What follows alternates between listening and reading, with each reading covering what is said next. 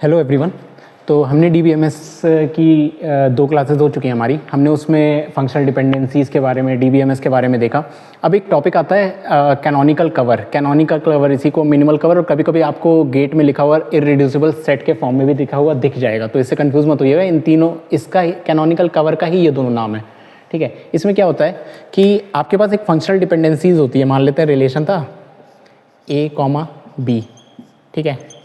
इसमें कई रिलेशन, सारे रिलेशन दे दिए थे। A tends to B, A B tends to B, B tends to A, B A tends to A. तो ये क्या हो रहा था, इसमें देखो चीज़ें रिडंडेंट है। बी, क्या यहाँ पे बी की ज़रूरत थी? अकेला ए बी को डिफाइन कर सकता था ना, तो क्या ज़रूरत थी? क्या ये रिड्यूस फॉर्म है इसका? नहीं है। इसका रिड्यूस फॉर्म क्या होगा? मेन, सॉरी ये ए है। इसका रिड्यूस फॉर्म क्या होगा? ए बी को डिफाइन कर ले रहा है, बी ए को डिफाइन कर ले रहा है, यही तो इसका रिड्यूस फॉर्म होगा। तो कैनोनिकल कवर बताता है कि जो आपका फंक्शन है या फिर जो आपका रिलेशन है, उसमें जितनी भी फंक्शनल डिपेंडेंसीज पड़ी हैं, उनको आप मिनिमम कितने में उस पूरे चीज को रिप्रेजेंट कर सकते हो, ठीक है। ये होता है कैनोनिकल कवर, ठीक है। तो फॉर एग्जाम्पल इसको अगर रिप्रेजेंट करना तो आप ये दो चीज लिख दो तो रिप्रेजेंट नहीं हो जाएगा। क्यों आप ये चार फंक्शनल डिपेंडेंसीज लिख रहे हो? सिर्फ इतना लिखने से तो हो जा रहा है ना। ये इसका रिड्यूस फॉर्म हुआ,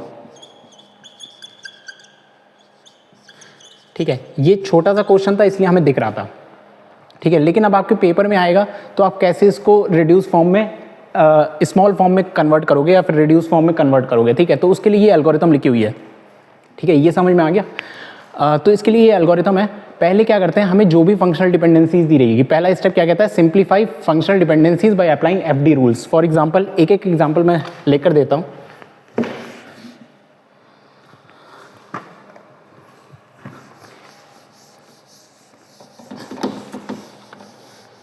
ठीक है। पहला है, अगर आपको सिंप्लीफाई एफडीज, मान लो एग्जांपल के लिए आपके पास कोई ऐसी फंक्शनल डिपेंडेंसीज थी ए टेंस टू बी सी, तो आप क्या करोगे? राइट हैंड साइड को कैसे लिखोगे? इसको ब्रेक करके लिखोगे, डीकम्पोज करके लिखोगे। तो क्या लिखोगे? ए टेंस टू बी और ए टेंस टू सी, ठीक है। यही इसके पहले वाले के कहने का मतलब है, simplify FD bye apply FD rules. हमने जो एफडी रूल्स पढ़े थे उसके अकॉर्डिंग आप उनको सिंगल सिंगल में सिंप्लीफाई करो, ठीक है। और हमेशा याद रखना, मैंने एफडी रूल्स में बताया था, लेफ्ट हैंड साइड कभी भी स्प्लिट नहीं होता, हमेशा राइट हैंड साइड स्प्लिट होता है, ठीक है। देन सेकंड वाला क्या कहता है? Find FD whose attribute does not appears in relation R remove it. For example एक रिलेशन था मेरे पास ए बी सी करके, ठीक है। ए टेंस टू बी था, इसमें बी टेंस टू सी था, लेकिन सी टेंस टू आई था। तो यहां कोई रिलेशन में आई एट्रीब्यूट है हमारा? नहीं है। तो ये क्या है? आई है ही नहीं हमारे पास, तो हम क्यों इसको लेकर चल रहे हैं? तो यहाँ पे क्या करो, इस तरीके के, जैसे यहाँ पर आई हो गया या फिर कोई और वेरिएबल हो गया, मतलब कोई और किसी और एट्रीब्यूट को हम डिफाइन कर रहे हैं जो कि इस रिलेशन में बिलोंग ही नहीं करता, तो हमें ऐसे रिलेशंस, ऐसे एफडीज की जरूरत ही नहीं है, तो हम उनको डिस्कार्ड कर देंगे, ठीक है। तो ये इसका मतलब हो जाता है सेकंड वाले पॉइंट का। अब थर्ड वाला पॉइंट क्या कहता है? Find extraneous attribute on left hand side and remove them. For example third वाले का एग्जांपल अगर हम देखें तो मान लेते हैं हमारे पास रिलेशन है ए बी और सी का, ठीक है। क्या कर रहे हैं? ए बी टेंस टू सी है और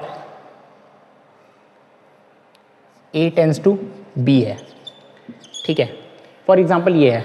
तो अब एक्सट्रेनियस एट्रीब्यूट कैसे डिसाइड होता है? देखो, ए बी को डिफाइन कर ले रहा है और हमने सूडो ट्रांजिटिविटी में क्या सीखा था? अगर ए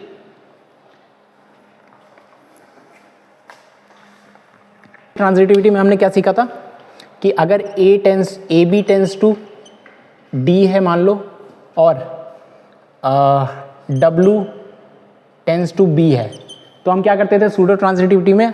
बी की जगह हम किसको रिप्लेस कर सकते हैं? डब्ल्यू को रिप्लेस करते, तो ये A W tends to B भी तो हो सकता था, यही तो सूडो ट्रांजिटिविटी कहता था, ठीक है। तो यहां पर हम क्या कर सकते हैं? ए अगर बी को डिफाइन कर पा रहा है तो बी यहां पर क्या हुआ? एक्सट्रेनियस एट्रीब्यूट हुआ ना। अगर ए बी को डिफाइन कर रहा है तो ए अकेला सी को भी डिफाइन कर सकता है। तो अगर यहाँ पे सूडो ट्रांजिटिविटी लगाऊंगा तो ए टेंस टू सी हो जाएगा, और दो बार ए लिखा हो तो हम इसको सिंगल टाइम ए लिख देते हैं, तो ये हो गया सूडो ट्रांजिटिविटी लगा के ए टेंस टू सी, मतलब बी यहाँ पे क्या हुआ? एक्सट्रेनियस एट्रीब्यूट है। ये क्या है?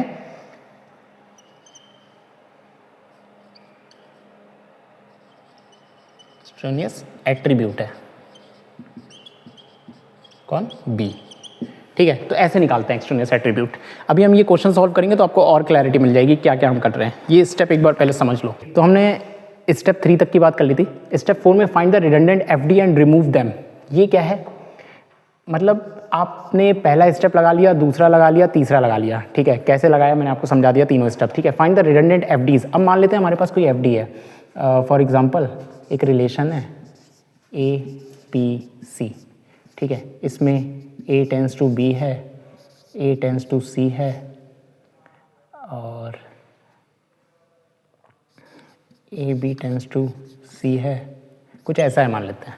ठीक है, तो जब भी आपको रिडंडेंट निकालना है तो आप क्या करोगे, लेफ्ट हैंड साइड का क्लोजर लोगे, लेकिन किसको छोड़ के, जहां जिसका क्लोजर ले रहे होगे उस डिपेंडेंसी को छोड़ के बाकी सबसे निकालोगे। ठीक है, जैसे इसको छोड़ देंगे, अब ए सी को डिफाइन कर पा रहा है और ए किसी को डिफाइन कर पा रहा है, नहीं कर पा रहा, तो मतलब क्या इसके क्लोजर में ये वाली डिपेंडेंसी आई, नहीं आई, तो ये इंपॉर्टेंट है। ठीक है, इसी तरह अब दूसरे का निकालोगे, फिर से ए का क्लोजर निकालो, लेकिन इस बार सेकंड वाले को छुपा के, तो क्या आएगा, बी आ जाएगा और ए बी से मिलकर क्या हो रहा है, सी डिफाइंड हो रहा है। तो देखो अब यहां पे देखो, ए से सी डिफाइंड हो जा रहा है, हाँ हो जा रहा है। ठीक है, तो यहां पर ये रिडंडेंट है। ठीक है, तो इसको हटा सकते हो। देन फिर ए बी का क्लोजर निकालो, इसको छुपा के, तो ए बी के क्लोजर में क्या आ रहा है, ए आ रहा है और बी आ रहा है बस। ठीक है, क्योंकि ये हट चुका है तो अब इसको तो लिखेंगे नहीं। ठीक है, तो क्या आया, ए और बी आ रहा है, तो ये वाली इंपॉर्टेंट है, हाँ इंपॉर्टेंट है, जो हट जाता है फिर उसका क्लोजर नहीं लेंगे। ठीक है, तो इस तरीके से हम फोर्थ वाला स्टेप करेंगे परफॉर्म। देन लास्ट स्टेप होता है, अब लास्ट स्टेप में क्या होता है, अगर रिलेशन मान लो ऐसा कुछ आ गया, ए और बी। ठीक है, ए टेंस टू बी है, ए बी सी लिख लेते हैं, और ए टेंस टू सी है, तो आप इनको क्या करो, मर्ज कर दो, क्योंकि लेफ्ट हैंड साइड सेम है, तो ये मर्ज करके क्या बन जाएंगे, A B C. Last step कहता है कि एलएचएस साइड को मर्ज कर दो अगर सेम है। ठीक है, तो ये 5 स्टेप की एल्गोरिथम होती है। एल्गोरिथम क्या बोल सकते हो, ये 5 स्टेप आप परफॉर्म करो, आप इजीली रिजल्ट पा जाओगे। ठीक है, ये इसकी ज़रूरत आपको कई जगह पड़ेगी। 2NF 3NF जो हम पढ़ते हैं ना, उसका मतलब रिड्यूस करते हैं 2NF में, रिड्यूस करते हैं 3NF में, तो हम कैनोनिकल कवर पे फोकस करते हैं। ठीक है, क्योंकि इसकी ज़रूरत पड़ती है हमें, तो ये ध्यान से सीखना। ठीक है, तो अब एक बार इस क्वेश्चन में हम ये सारे स्टेप लगा के देखते हैं कि इसका रिजल्ट क्या आएगा। ठीक है,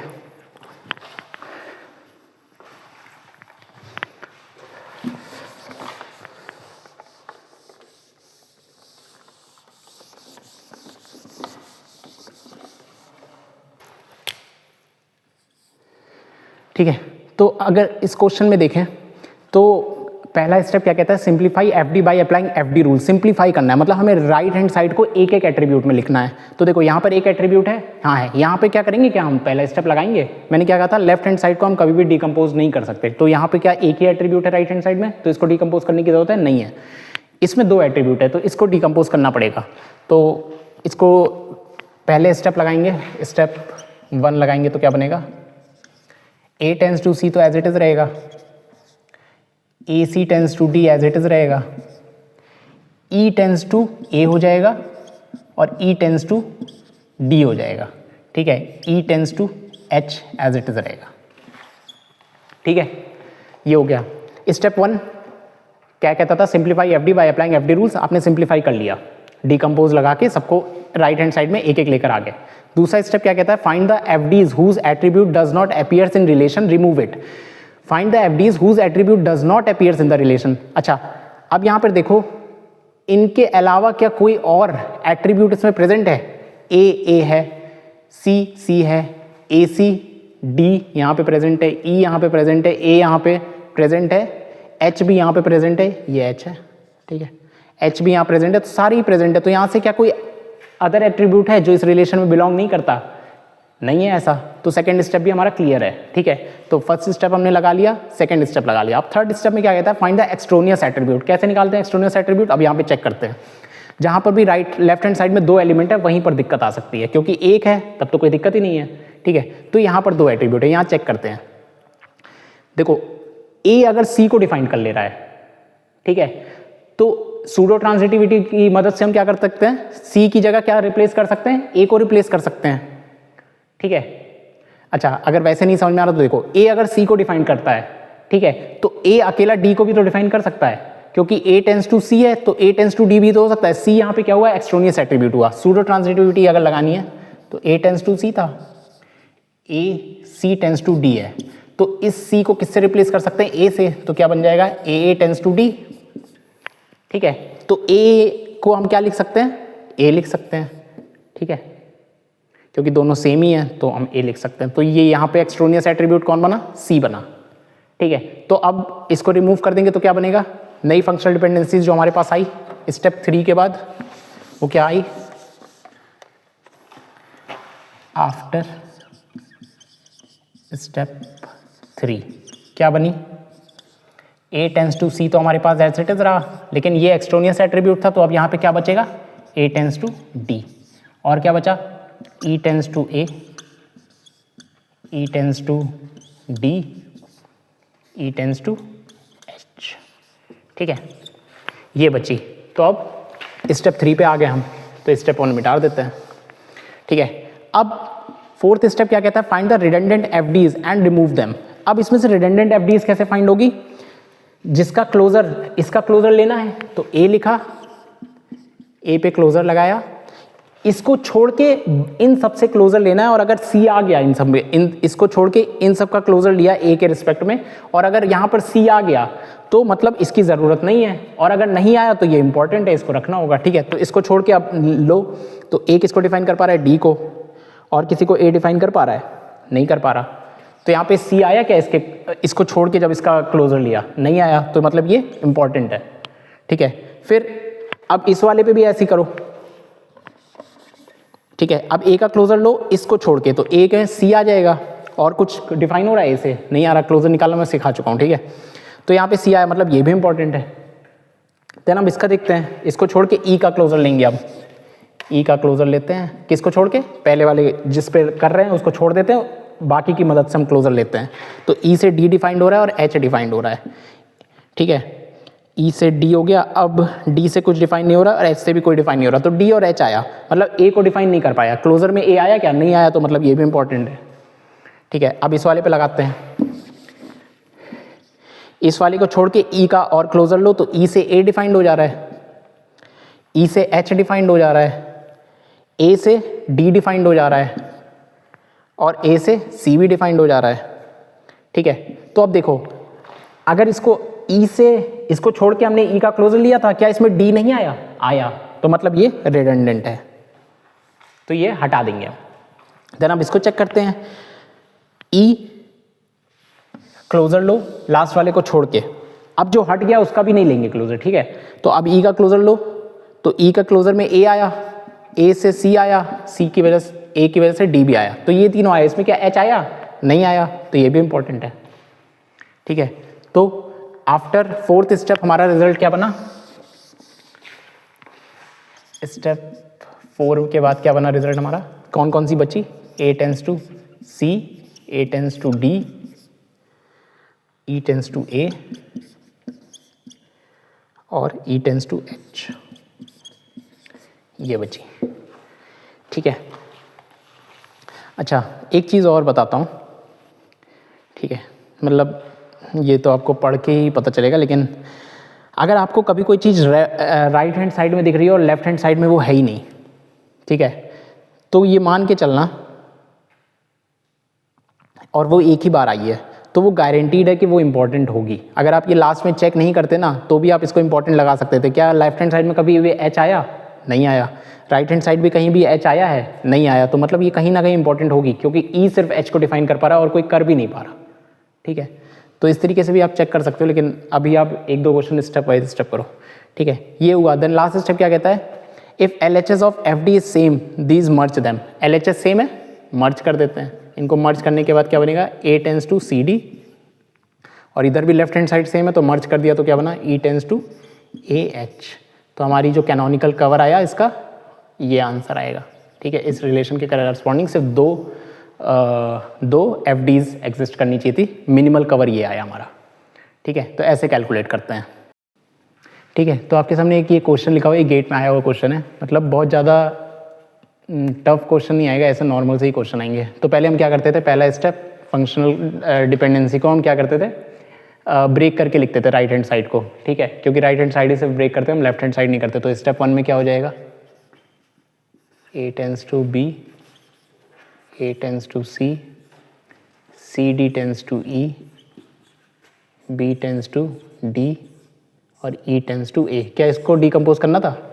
नहीं करना था, क्योंकि लेफ्ट हैंड साइड में, राइट हैंड साइड में नहीं है। राइट हैंड साइड में सब सिंगल सिंगल फॉर्म में लिखा हुआ है। तो स्टेप 1 हो गया। देन स्टेप 2 चेक करते हैं। क्या चेक करते थे हम स्टेप 2 में?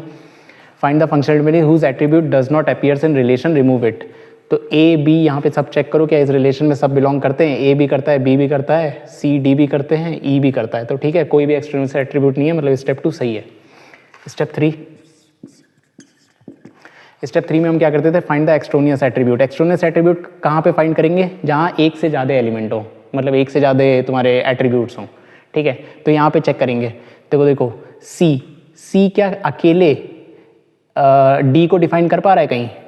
है। तो एक काम करो, सी का पहले क्लोजर लिख लो। अगर डायरेक्टली आप नहीं देख पा रहे तो सी का क्लोजर लिख लो। सी का क्लोजर लिखोगे तो सी में कुछ बिलोंग कर रहा है? नहीं कर रहा। डी का क्लोजर लिखेंगे तो डी के क्लोजर में भी कुछ बिलोंग नहीं कर रहा, सिर्फ डी कर रहा है, ठीक है। सी डी का क्लोजर लिखेंगे तो सी आ जाएगा, डी आ जाएगा, ई आ जाएगा, ठीक है। और ई से ए आ जाएगा, ए से बी, ए से सी भी आ रहा है, सारे ही आ गए। बी से डी भी आ रहा है। 1 2 3 4 5 5 थे इसमें, 1 2 3 4 5, ठीक है। तो यहाँ पर कोई भी एक्सट्रोनियस एट्रीब्यूट नहीं है, ठीक है। कैसे पता चला? सी सिर्फ सी को डिफाइन कर पा रहा है। क्या सी डी को डिफाइन कर पा रहा है? नहीं। डी सिर्फ डी को डिफाइन कर पा रहा है। क्या डी सी को डिफाइन कर पा रहा है? नहीं कर पा रहा। तो यहाँ पर कोई भी एक्सट्रोनियस एट्रीब्यूट नहीं है, तो हम क्या करेंगे? सी डी को एज इट इज रखेंगे, ठीक है। तो स्टेप 3 भी हो गया हमारा। स्टेप 4 देखते हैं, फाइंड द रिडंडेंट। रिडंडेंट कैसे फाइंड करना है?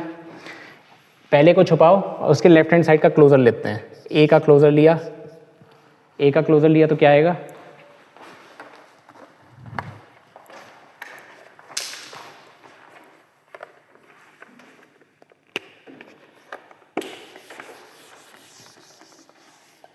ए का क्लोजर लेते हैं, इस वाले को छोड़ के सबसे लो, तो क्या आएगा? सी आ जाएगा, ठीक है।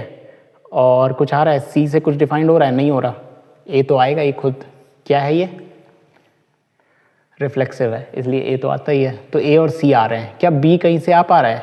नहीं आ पा रहा, तो ये इंपॉर्टेंट है। फिर इसको छुपाओ, ए का क्लोजर लो उस वाले को छोड़ के। ए से बी आ जा रहा है और बी से डी आ जा रहा है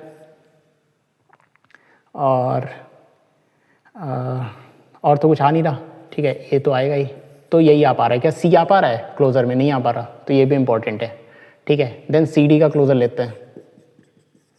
सी आ जा रहा है, डी आ जा रहा है, ई आ जा रहा है, और ई आ गया तो ए को डिफाइन कर रहा है और ए सबको कर रहा है, तो मतलब सब आ जाएंगे, ठीक है। तो सी डी का क्लोजर लेना था, लेकिन इस वाले को छोड़ के, तो सी डी में ई नहीं आया, सॉरी ये मुझसे गलती हो गई। तो सी डी आया, ठीक है। सी डी का क्लोजर इसको छोड़ के लेना था, तो सिर्फ सी डी तो आ रहा है, इसके अलावा कुछ और आ रहा है क्या? सी और डी कुछ और डिफाइन कर पा रहा है? नहीं कर पा रहा, तो ये भी इंपॉर्टेंट था, ठीक है। अब बी का इसी तरह क्लोजर लेते हैं।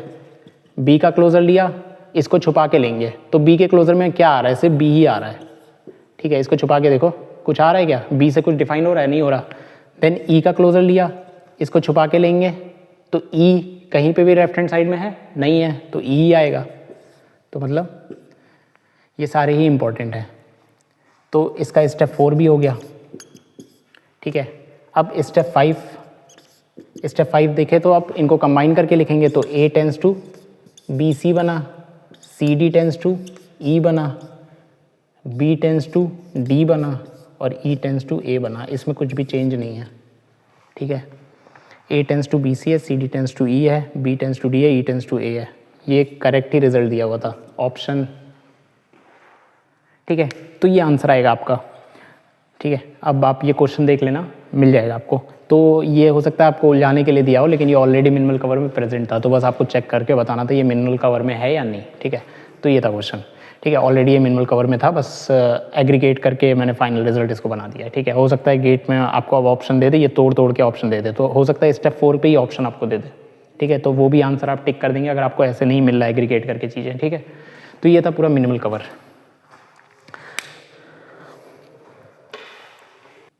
अब हम इसके बाद देखते हैं हम दो एफडीज में रिलेशंस कैसे बनाएंगे, ठीक है।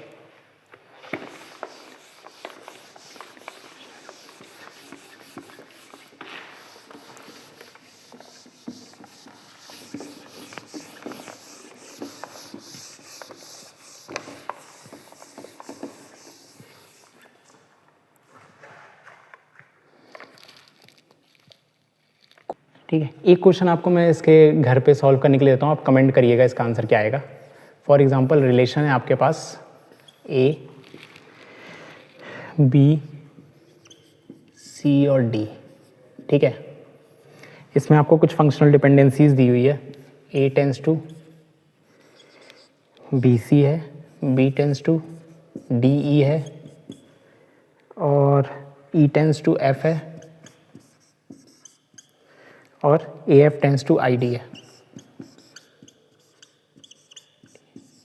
ठीक है। ये आप क्वेश्चन कर लोगे तो आपका पूरा कॉन्सेप्ट क्लियर हो जाएगा, इसमें सारे ही पॉइंट लग जाते हैं, ठीक है। अब हम स्टार्ट करते हैं।